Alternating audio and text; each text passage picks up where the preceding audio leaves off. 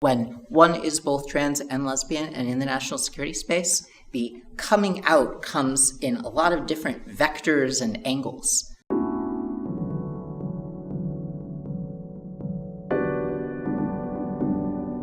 I worked for the Office of Naval Intelligence for 13 years. I was specifically working on analysis against the spread of weapons of mass destruction from countries like North Korea.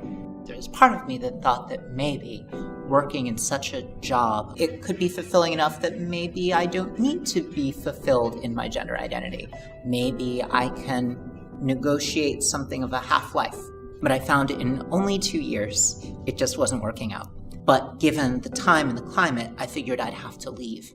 So I went in and told my supervisor, and that's when I got the surprise of a lifetime. He immediately went from, wait, you're leaving? Why can't you stay? And dealt with my pushbacks of, well, no one's ever done this before. You realize it's not protected by the law. I shouldn't be telling you, but... And he just said, let's work it out. Let's figure it out.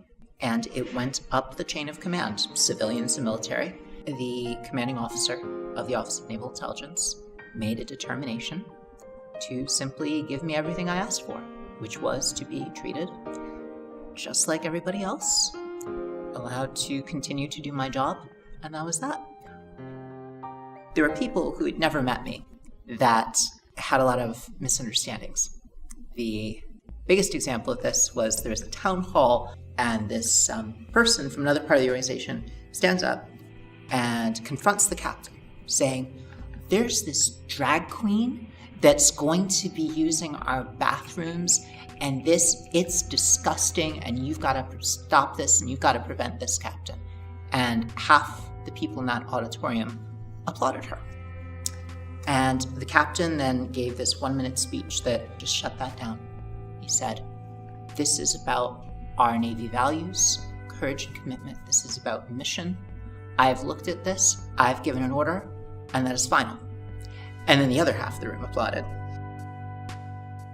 I was not in the auditorium, I was in my cube, seeing it on closed circuit television, because as the woman who was speaking about why I should be fired was speaking, I felt suddenly hands on my shoulder because members of my team literally physically rallied around me. So I felt the hands on me. And then as the captain said those words, I could feel the squeezes and like I'm crying, but I can also see that there are members of my team who are crying.